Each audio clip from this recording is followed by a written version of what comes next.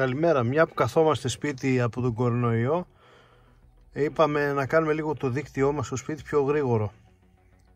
Οπότε σήμερα θα δούμε το Xiaomi Router Mi 4α με Gigabit και γρήγορη σύνδεση Wi-Fi.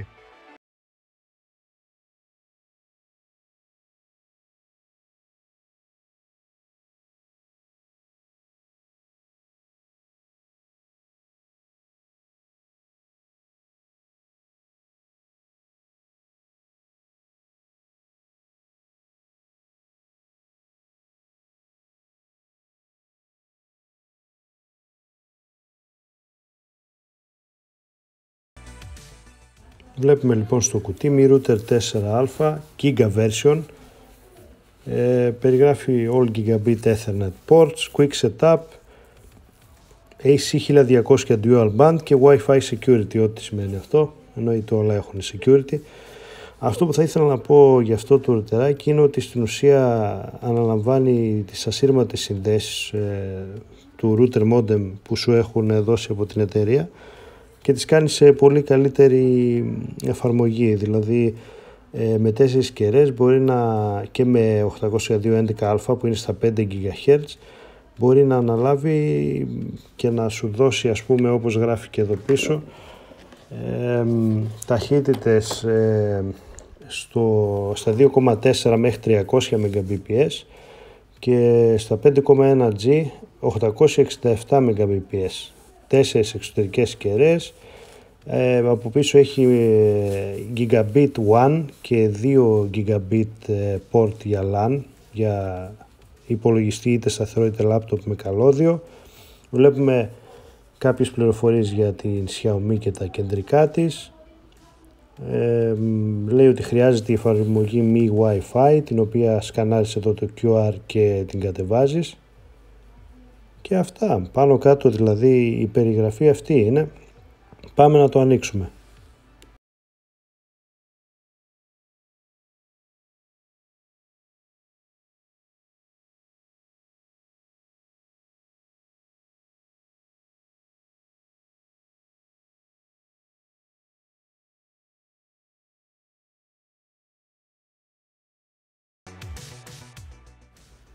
Ανοίγοντάς το, βλέπουμε το router, το οποίο το design του μπορώ να πω ότι είναι έτσι λευκό και με ωραίες γραμμές. Προσωπικά μου αρέσει πάρα πολύ σαν design. Έχουμε ένα βιβλιαράκι με οδηγίες χρήσης σε διάφορες γλώσσες, ευτυχώς.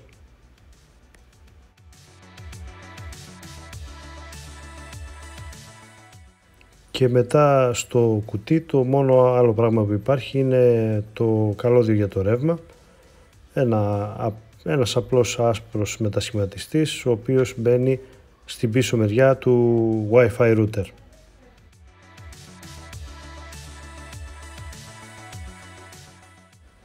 Οι κεραίες μπορούν να διπλώσουν ανάλογα με το πώς θέλουμε να βάλουμε το router, είτε να κάθεται πάνω σε κάποια επιφάνεια έτσι, είτε μπορούμε να τις λυγίσουμε πάλι στο ίσιο τους και να βιδώσουμε το router σε ένα τοίχο ή σε κάποιο έπιπλο ή σε κάποια επιφάνεια. Στην κάτω μεριά βλέπουμε έχει τρύπες για να μπορεί να έχει την απαραίτητη ψήξη και ξανά αναφέρει το SSID από τα 2,4 και τα 5 GB και κάποιες πληροφορίες της Xiaomi.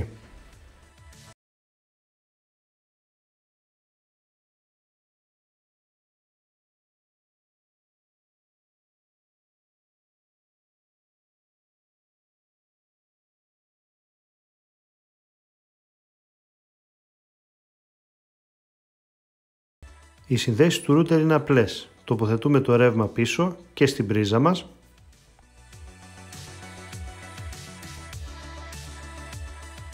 Και μετά έχουμε 3 θύρες. Η αριστερή είναι το WAN που συνδέεται στο router μας.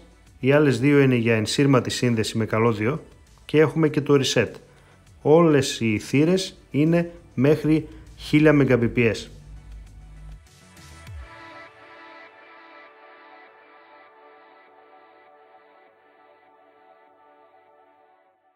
Επειδή πολλοί φίλοι θα ρωτήσουν, το λεγόμενο WAN είναι το port το πρώτο συνήθως στο router μας και αυτό το μπλε πάνω στο router της Xiaomi.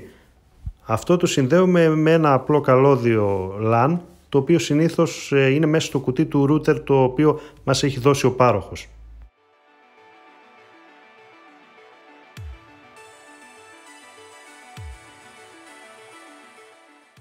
Και μετά κάνουμε και τις ομορφιές μας έτσι, τα βάζουμε το ένα δίπλα στο άλλο, ξέρετε, να φαίνονται και ωραία, να μην είναι χάλια. Βέβαια μην κοιτάτε εδώ πίσω, εμένα γίνεται χαμός, είναι σαν μακαρόνια από πίσω τα καλώδια, αλλά όσο μπορούμε.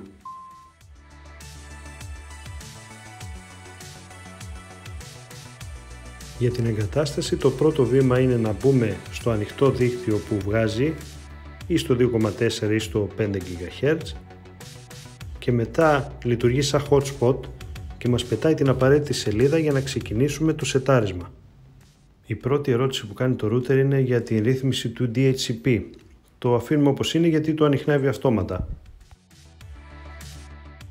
Και η αμέσως επόμενη σελίδα μας ζητάει να βάλουμε τον κωδικό, ο οποίος αν θέλουμε μπορεί να είναι ο κωδικός και του Wi-Fi αλλά και του router. Επίσης σε αυτό το σημείο μας ρωτάει αν θέλουμε να γίνεται αυτόματη αναβάθμιση του λογισμικού του router, το οποίο το βάζουμε ναι. Αφού γίνει το setup δημιουργούνται δύο δίκτυα, ένα στα 2,4 και ένα στα 5 GB, το οποίο είναι και πιο γρήγορο σε κοντινή απόσταση. Κάνουμε και το απαραίτητο speed test, το οποίο στη δικιά μου περίπτωση, επειδή η γραμμή είναι εκατοστάρα, βγάζει ακριβώς όσο βγάζει και η ενσύρματη σύνδεση που έχω με LAN καλώδιο στο σταθερό μου υπολογιστή.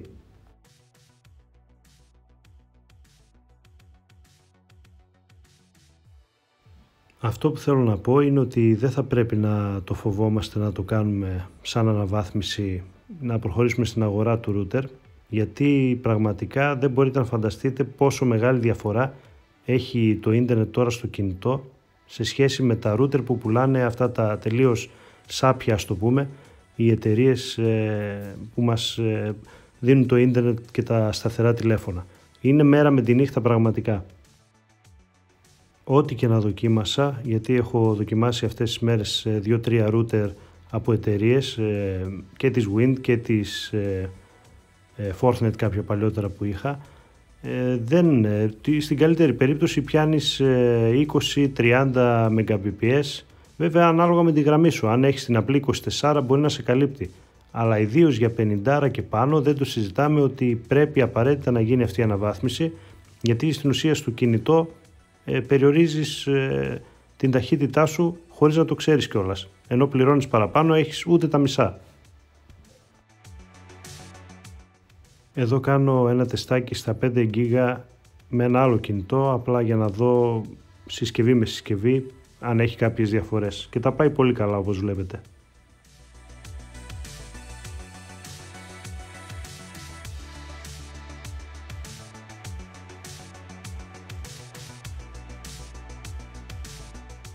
Από τα αρνητικά που πρέπει να πω είναι η εφαρμογή Mi Wi-Fi στο iOS ιδίως, είναι άθλια και έχει και χάλια βαθμολογία, δεν δουλεύει. Γι' αυτό και εδώ κάνω εγκατάσταση της εφαρμογής σε ένα παλιό Android κινητό. Όπως μπορούμε να δούμε, βλέπουμε τις συσκευές οι οποίες είναι συνδεδεμένες αυτή τη στιγμή πάνω στο router με περιγραφή και εικονίδιο. Μπορούμε να κάνουμε ένα optimization, δηλαδή να δει το router σε ποιο κανάλι μπορεί να ρυθμιστεί ώστε να έχουμε τη μέγιστη ταχύτητα.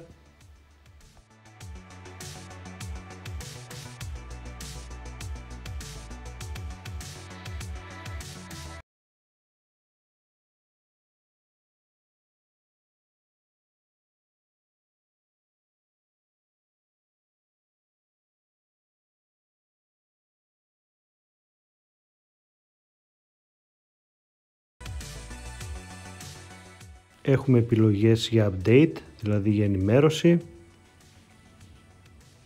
Έχουμε επιλογή για το firewall, το οποίο συνήθως το βάζουμε στο χαμηλό για να μην μας δημιουργεί θέματα με διάφορες εφαρμογές και άδειες.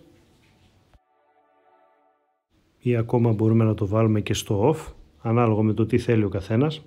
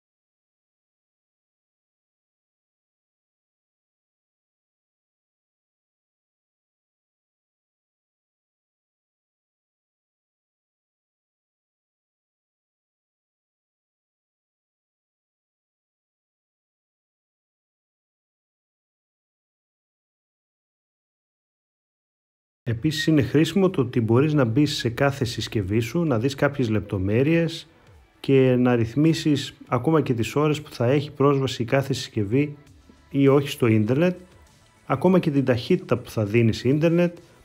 Αυτό μπορεί να είναι χρήσιμο για λόγους ότι μπορεί να χρειάζεσαι το ίντερνετ για κάτι άλλο ή ας πούμε για να περιορίσεις τα παιδιά ή οτιδήποτε άλλο μπορείς να σκεφτείς.